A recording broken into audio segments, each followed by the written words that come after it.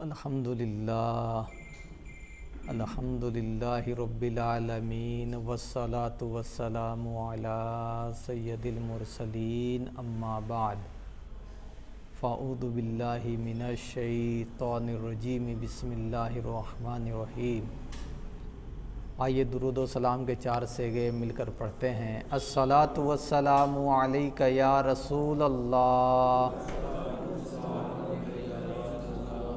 وعلی آلک واصحابک یا حبیب اللہ۔ الصلاۃ والسلام علیک یا نبی اللہ وعلی آلک واصحابک یا نور اللہ۔ نویت سنت الاعتکاف۔ معراج والے نبی، شمس الضحیٰ نبی، بدر الدجا نبی، اللہ کے آخری نبی، ہمارے نبی، آپ کے نبی، سب کے نبی، محمد عربی صلی اللہ تعالی علیہ وآلہ وسلم کا فرمان عالی شان ہے، تم جہاں بھی ہو مجھ پر درود پاک پڑھو کہ تمہارا درود مجھ تک پہنچتا ہے۔ ایک مرتبہ جھوم جھوم کر درود پاک پڑھ لیجئے۔ اللہم صلی علی سیدنا و مولانا محمد صلی اللہ تعالی علیہ وسلم، صلاۃ و سلام علیک یا رسول اللہ صلی اللہ تعالی علیہ وسلم۔ پیارا اور محترم اسلام بھائیو، ہمارے اور آپ کے درمیان ایک ایسی رات آنے والی ہے جو بڑی ہی عظیم الشان ہے، اور یوں کہہ لیجئے کہ ایک امتی ہونے کے ناطے اس کے لیے تو معراج ہے، اور اس رات کو کہتے بھی معراج کی رات ہے۔ رجب کی 27ویں تاریخ کی رات کو اللہ نے میرے نبی، آپ کے نبی، آخری نبی صلی اللہ تعالی علیہ وآلہ وسلم کو معراج کروایا۔ تو آج 26 تاریخ، آج 25 تاریخ ہے، کل 26، اور کل مغرب بعد سے 27 لگ جائے گی، تو کل معراج کی رات ہے۔ اس رات کو عبادت کرنے اور پھر 27ویں رجب کا روزہ رکھنے کی بڑی فضیلت ہے، تو جن سے بن پڑے اس رات کو عبادت میں گزاریے، اور پھر 27ویں تاریخ کا روزہ بھی رکھیے۔ اور الحمدللہ اسی کی مناسبت سے ہم نے محبوب پارک میں 18 فروری یعنی کل عشاء کی نماز کے بعد عظیم الشان معراج النبی کا جلسہ رکھا ہے، اور بعض اسلامی بھائی دور ہونے کی وجہ سے نہیں آ سکتے، تو ہم نے دوسرا اجتماع، دوسرا میلاد F1 بلاک میں رکھا ہے، تو جو ادھر کے رہنے والے اسلامی بھائی ہیں وہ ادھر شرکت کریں، جو ادھر کے رہنے والے ہیں وہ ادھر شرکت کریں۔ کل اللہ کے آخری نبی علیہ الصلوۃ والسلام کی معراج کی باتیں ہوں گی۔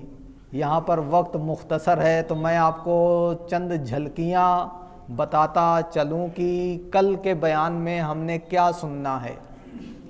پیارے اور محترم اسلامی بھائیو، نبی علیہ الصلوۃ والسلام کے بڑے معجزات میں سے، معجزہ کہتے ہیں وہ چیزیں جو اللہ تعالیٰ اپنے نبی کو عطا فرماتا ہے اور کسی کو عطا نہیں کرتا، اور جب یہ نبی وہ معجزہ دکھاتا ہے تو دنیا کے تمام بڑے سے بڑے عقل مند، فلسفی، سائنس کا علم رکھنے والے سب عاجز رہ جاتے ہیں۔ ایسی چیزیں اللہ تعالیٰ اپنے انبیاء کو عطا فرماتا ہے۔ اب چونکہ جس نبی کی نبوت کا زمانہ جب تک رہتا ہے اسی کے اعتبار سے اللہ تعالیٰ انہیں معجزہ عطا فرماتا ہے، لیکن ہمارے نبی، آپ کے نبی، آخری نبی صلی اللہ تعالی علیہ وآلہ وسلم صبح قیامت تک کے لوگوں کے لیے نبی ہیں۔ اب کوئی نیا نبی نہیں آئے گا، تو اللہ تعالیٰ نے اپنے نبی کو ایسے ایسے معجزات دیے جو قیامت تک کوئی مقابلہ نہیں کر سکتا۔ آپ دیکھیں قرآن پاک اللہ تعالیٰ نے سب سے بڑا معجزہ ہمارے نبی کو عطا کیا، اور ایسا معجزہ عطا کیا کہ خود اللہ تعالیٰ نے اعلان کر دیا کہ اگر تمہیں میرے نبی کے اس معجزے پر شک ہے کہ یہ اللہ کی کتاب نہیں ہے تو اسی طرح پوری کتاب نہیں ایک چھوٹی سی آیت ہی بنا کر لے آؤ۔ اور 1400 سال سے زیادہ زمانہ گزرنے کے بعد آج تک، اور سن لیجئے صبح قیامت تک، کوئی ایک سورت ایک آیت قرآن پاک کی طرح بنا کر نہیں لا سکتا۔ اسی طرح اللہ تعالیٰ نے میرے نبی آپ کے نبی کو معراج کا معجزہ عطا فرمایا اور اعلان کر دیا کہ اے لوگو، اگر میرے نبی کے معراج میں تمہیں شک ہے تو اس طرح کا معراج تم بھی کر کے دکھاؤ۔ اور یہ معراج پیارے اور محترم اسلام بھائیو آپ کو معلوم ہوگا کتنے وقت میں ہوئی۔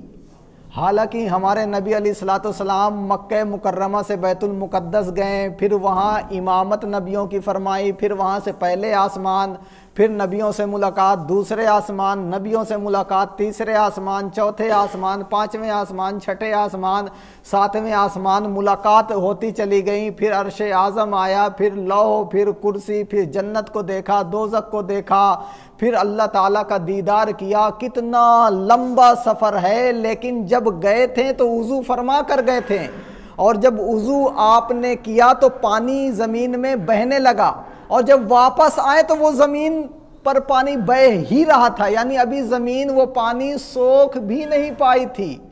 اور جس بستر میں آپ آرام فرماتے ہیں تو لیٹنے سے بستر گرم ہو جاتا ہے، اور جب آپ معراج کر کے آئے تو بستر ویسے کے ویسا گرم تھا، یعنی 1 منٹ کے اس سے بھی کم وقت میں ہمارے نبی نے یہ سارا کچھ معاملہ کر کے آ گئے، اور وقت وہیں کا وہیں سمٹا رہا۔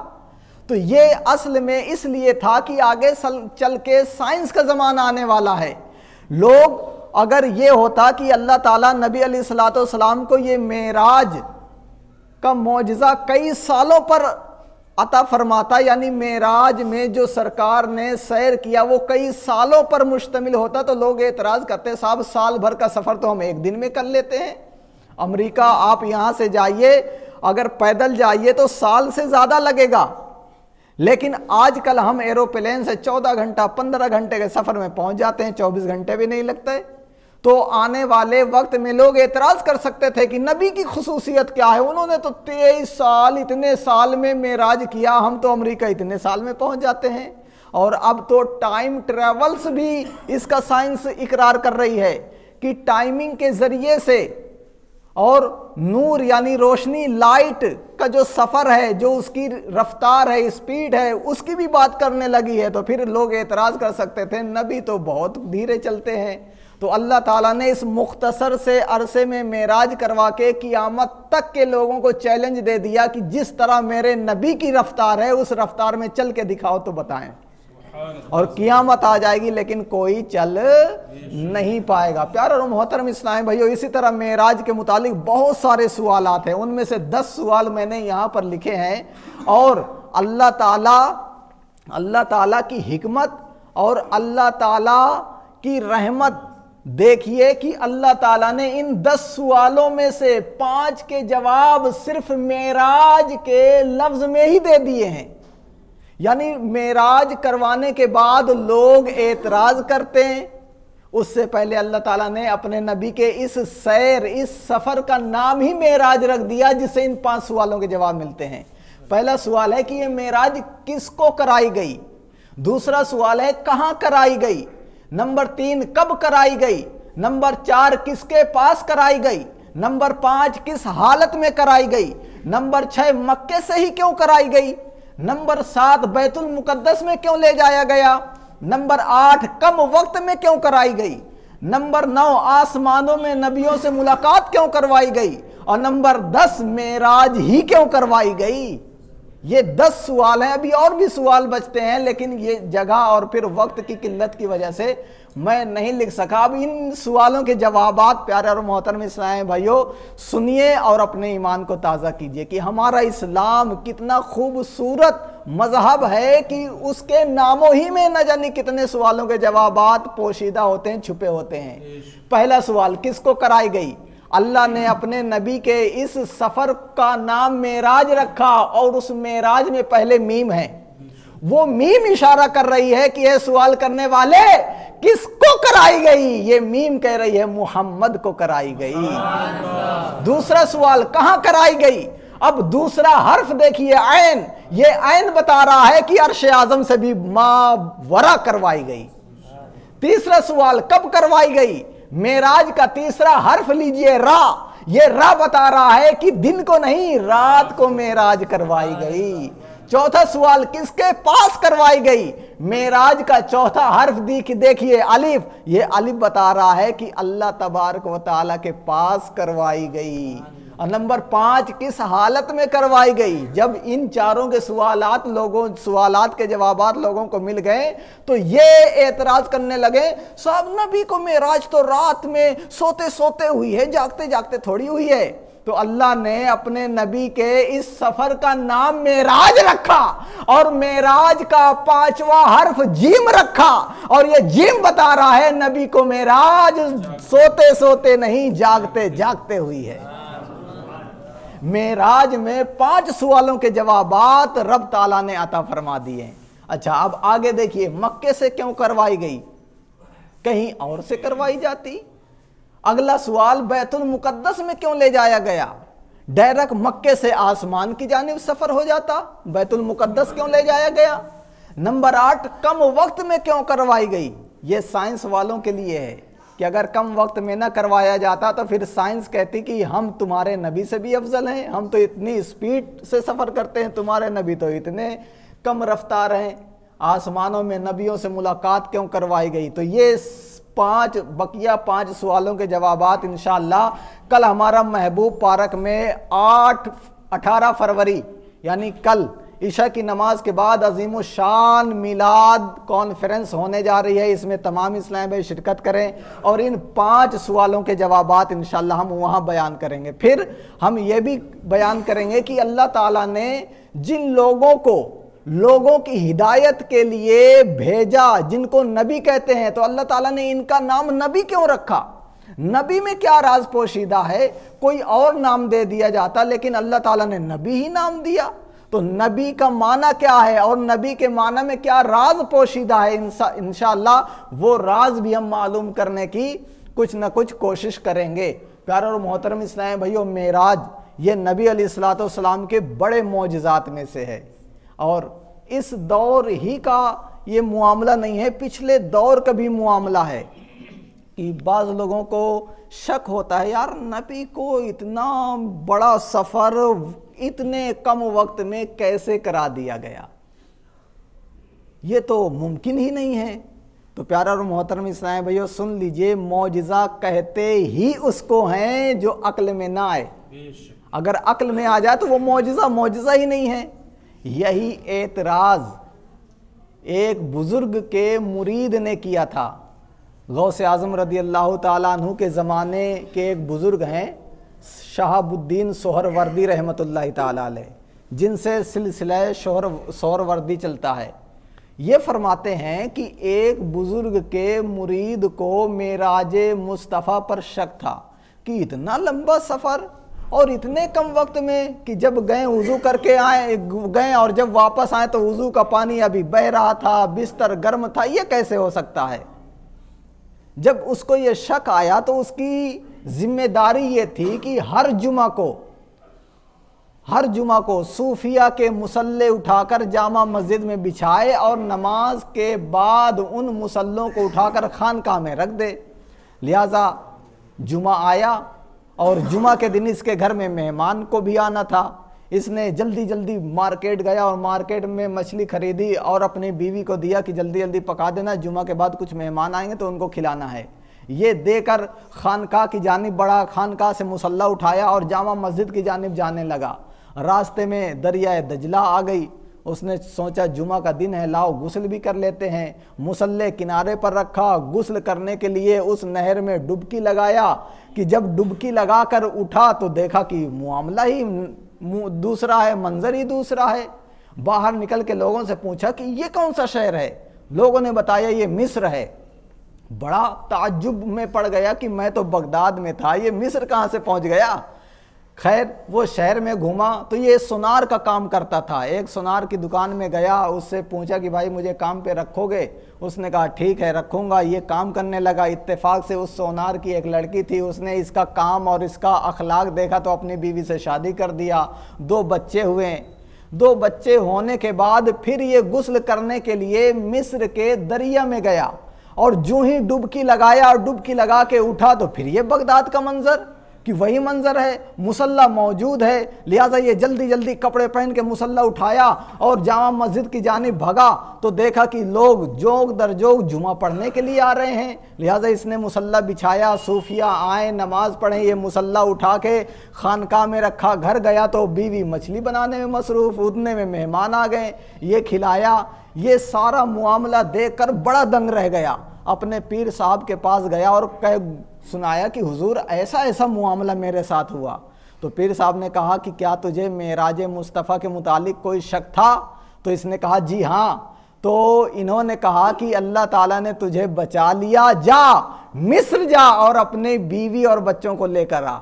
اور وہ مصر گیا، پھر اپنے دونوں بچوں اور بیوی کو لے کر آیا۔ پیارا اور محترم اسلام بھائیو، اللہ تعالیٰ جسے چاہتا ہے تو یہ راز بھی کھول کے دکھا دیتا ہے کہ دیکھو ابھی جمعہ کی نماز بھی نہیں ہوئی اور وہاں 2 بچے پیدا ہو گئے، شادی ہو گئی اور مکان سب بنا لیا، کیسی زندگی گزار رہا تھا، لیکن کتنے وقت میں؟ تھوڑے سے عرصے میں۔ تو جب ایک انسان کے لیے یہ ممکن ہے تو اللہ تعالیٰ جس کے لیے چاہے تو یہ کرامت، یہ چیزیں عطا فرماتا ہے، تو نبیوں کو کیوں نہیں عطا فرمائے گا؟ اللہ تعالیٰ کے نبی تو بہت عظیم لوگ ہیں اور اللہ تعالیٰ ان کو چن لیا ہے، اور یہ بھی عقیدہ ہمارا اہل سنت والجماعت کا ہے کہ اللہ تعالیٰ جس نبی کو نبوت دے دیا اس سے کبھی چھینے گا نہیں۔ تو ہمارے انبیاء بڑے اعلیٰ مرتبے کے ہوتے ہیں۔ پیارا اور محترم اسلام بھائیو، اس رات کو عبادت میں گزارنی چاہیے۔ یہ بڑی راتوں میں سے ایک رات بھی ہے، بڑی رات ہے۔ ہمارے کافی اسلام بھائی اس کو عام رات سمجھیں گے، اور پھر اسی معراج کو اللہ تعالیٰ نے ہمارے نبی، آپ کے نبی کو نمازوں کا تحفہ دیا تھا۔ علماء فرماتے ہیں اسلام کے جتنے بھی احکامات ہیں اللہ تعالیٰ نے زمین پہ نازل فرمائے۔ آپ حج لے لیجئے، زکوٰۃ لے لیجئے، روزہ لے لیجئے، جتنی بھی چیزیں ہیں زمین پر جبریل امین آ کر دیے ہیں، لیکن جب نماز کی باری آتی ہے تو اللہ تعالیٰ نے جبریل امین کو صرف احکام دینے کے لیے نہیں بھیجا، بلکہ فرمایا جبریل میرے محبوب کو بلا کر لاؤ، اور نماز کا تحفہ میں اپنا دیدار کروا کے دوں گا۔ تو علماء فرماتے ہیں اس کی حکمت یہ ہے کہ نبی کو معراج میں نماز کا تحفہ دینے کا مقصد یہ ہے کہ جو نمازوں کی پابندی کرے گا اس کو اسی نماز میں معراج عطا ہوگی۔ اور کہتے بھی ہیں نا الصلاۃ معراج المؤمنین، کہ یہ نماز مؤمنوں کی معراج ہے۔ تو جب نماز میں بندہ ہوتا ہے تو وہ اللہ کے قریب ہوتا ہے، اور جب سجدے میں جاتا ہے تو مزید قریب ہو جاتا ہے۔ اور آپ نماز کے ارکان دیکھیں، اگر نماز کے ارکان اور نماز میں جو پڑھا جاتا ہے وہ اس کا ترجمہ ہمارے ذہن میں ہونا تو کتنا لطف آئے گا۔ جب ہم رکوع سے اٹھتے ہیں تو کیا کہتے ہیں؟ سمیع اللہ لمن حمیدہ، کہ اللہ نے اس کی تعریف سن لی جس نے اس کی تعریف کر دی، یعنی جس نے اللہ کی حمد بیان کی اللہ نے اس کی سن لی۔ تبھی تو ہم کہتے ہیں کہ ربنا ولک الحمد، مولا جو تیری تعریف کریں تو ان کی باتوں کو سنتا ہے، تو لے میں بھی تیری تعریف کرتا ہوں، ربنا لک الحمد، مولا تیرے لیے تعریف ہے۔ اب یہ تصور بندہ ہو کہ میرا رب میری تعریف کو سن رہا ہے، تو بتائیے وہ نماز کیسی نماز ہوگی؟ مٹھاس نہ آئے گی؟ حلاوت محسوس نہیں ہوگی؟ جی ہاں محسوس ہوگی۔ اور نماز وہ چیز ہے پیارا اور محترم اسلام بھائیوں کی اس کی برکت سے بے شمار برائیاں دور ہو جاتی ہیں۔ قرآن پاک خود فرماتا ہے ان الصلاۃ تنہی عن الفحشاء والمنکر، کہ یہ نماز ایسی چیز ہے جو بے حیائی اور بری باتوں سے روک دیتی ہے۔ اللہ تعالی ہمیں معراج مصطفیٰ صلی اللہ تعالیٰ علیہ وسلم کی برکت عطا فرمائے۔ تو تمام اسلامی بھائی ہمت کریں، 1 گھنٹہ کم سے کم ضرور وقت نکالیں اور محبوب پارک میں کل ضرور تشریف لائیں۔ ہم نے بڑے پیمانے پر سجانے کی کوشش کی ہے۔ مزید جو اسلامی بھائی چندہ اس میں دینا چاہیں وہ بھی دے سکتے ہیں۔ مزید مسجد الحمدللہ ہمارا تعمیری کام شروع ہے، اس میں جنہوں نے نیت کیا ہو وہ بھی حصہ لیں، جنہوں نے ابھی تک نیت نہیں کی وہ بھی حصہ لیں کہ یہ اللہ کا گھر بن رہا ہے، اس میں 1 روپیہ ہمارا لگے گا تو اللہ تعالیٰ اس کا اجر ہمیں قیامت کے دن اور دنیا میں بھی عطا فرمائے گا۔